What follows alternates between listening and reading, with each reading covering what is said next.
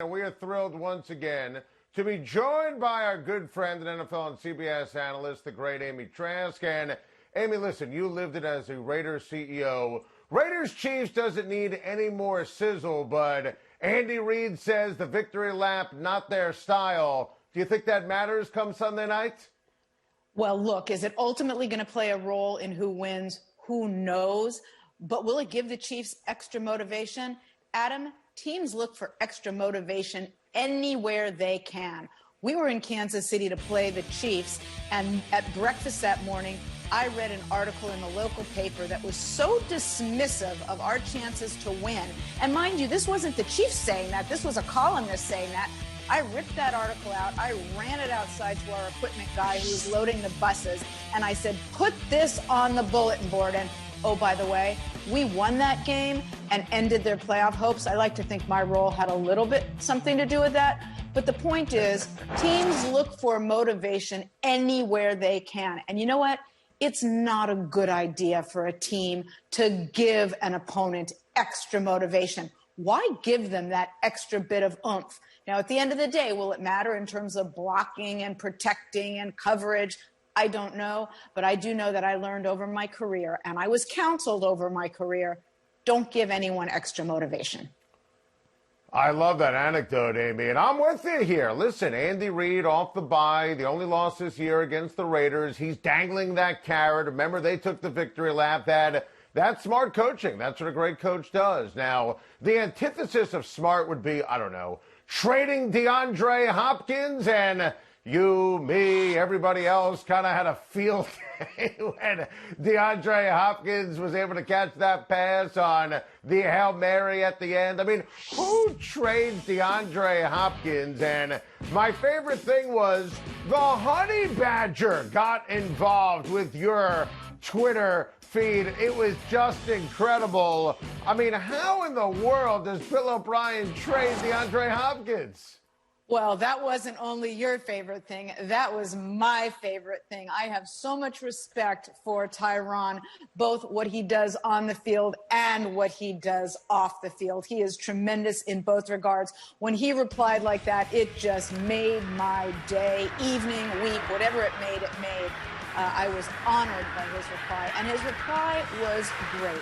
Look, I would never, ever, ever have wanted to trade DeAndre Hopkins, and I certainly would not have wanted to trade him for the compensation received in that trade. Makes no sense to me. You know, you've got a player on your team who is absolutely spectacular. Keep him. Find a way to keep him. You nailed it, Amy. And listen, we said it at the time. This could go down in the history of the NFL as the worst trade. It made no sense. A player of that caliber, the compensation wasn't even close. Amy, I always love picking your football brain. Not even remotely close. And I'm curious to get your take on what happened on Sunday night, because I found the result of the ball game between the Patriots and the Ravens, the ebb and flow, it was all stunning. Did you see it more anti-Lamar or pro-Bill Belichick? Well, I'll go with, if that's an either or, and it sounds like it is, I'm going to go pro-Bill Belichick. Never, ever, ever count Bill out. Never, ever, ever underestimate Bill. Kids, listen to me on that. Don't underestimate Bill. Don't count him out. As to Lamar and the Ravens, look, 14-2 last year, Lamar was, the best word I can use is magical. So this year, three losses to very, very, very good coaches, and he may just be pushing himself a little bit too hard. He has the talent. He just needs to perhaps take a deep breath and not push himself as hard. Amy, I'm really fired up for the Indianapolis Colts against Aaron Rodgers and the Green Bay Packers. And listen, we both love Aaron Rodgers and respect him and think he's just out of this world. The Indianapolis Colts are a strong football team, well-rounded, specifically on defense. What are you looking for in this game within the game? Well, you stated that beautifully, Adam. Indianapolis is in the top 5 in terms of defenses giving up points per game. I think number 4, rushing yards per game, passing yards per game. They're in the top 5 on everything. this is going to be a challenge for Aaron, but he does pull miracles, out of his hat, so to speak. There is a magic about Aaron Rodgers, and I think it's going to be one of the best matchups we've seen. That defense against his talent. The other matchup in this game that I want to see is how Phillip does as compared to how Aaron does. I think that's an excellent point. And that could actually determine who wins the game if he protects the football when it's all said and done. That's an excellent point.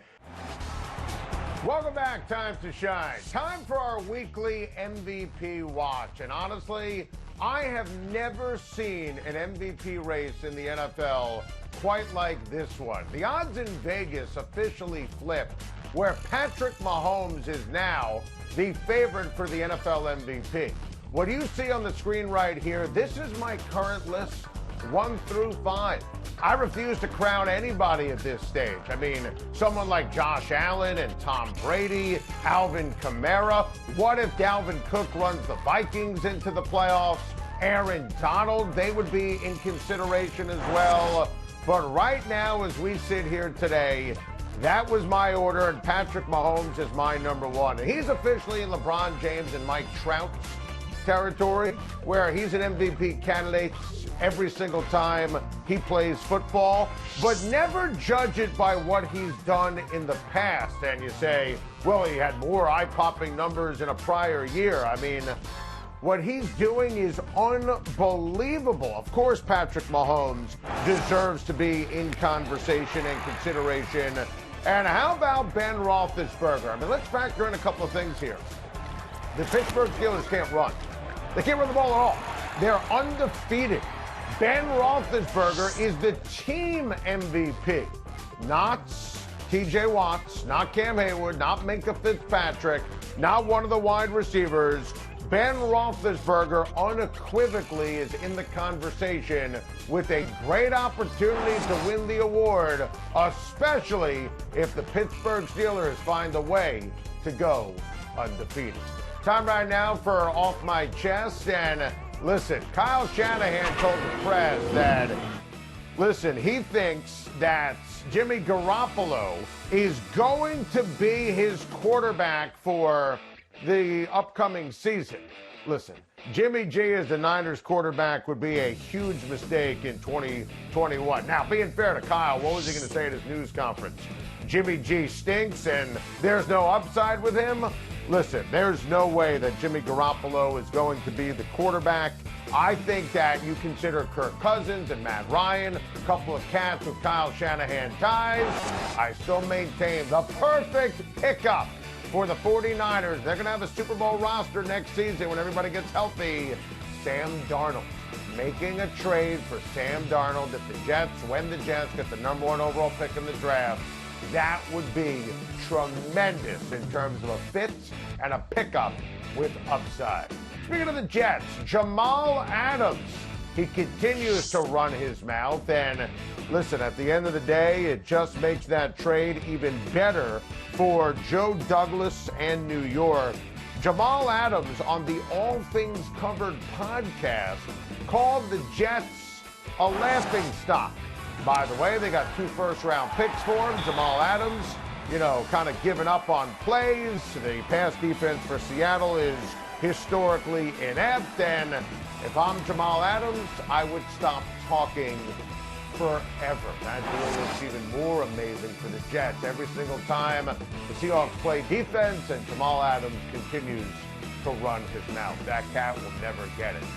Okay, I want to be crystal clear here. And we, as in me, as in us, as a show, we literally have multiple full screens of the Mike Tomlin trap game and letdown game historically in his otherwise Hall of Fame career. That was the single best soundbite I've ever heard from Mike Tomlin. That got me all fired up. That is exactly why the Pittsburgh Steelers are undefeated. That's exactly what I needed to hear from Mike Tomlin about the quote-unquote trap game. And by the way, make no mistake, this is a classic trap game. I mean, this is the definition of a trap game. You have the Ravens, short week, Thanksgiving.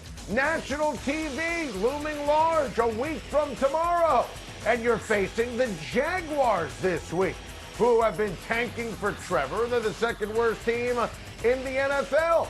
Listen, you see the Steelers. They're on top of the AFC North. There's bigger fish to fry here. You know, they don't want to slip up. With the 7 teams in each conference making the postseason, only one team gets a bye in each conference. Getting that 1 seed is gigantic. I love that from Tomlin. He's also making sure that his defense, which is absolutely phenomenal, they're ready.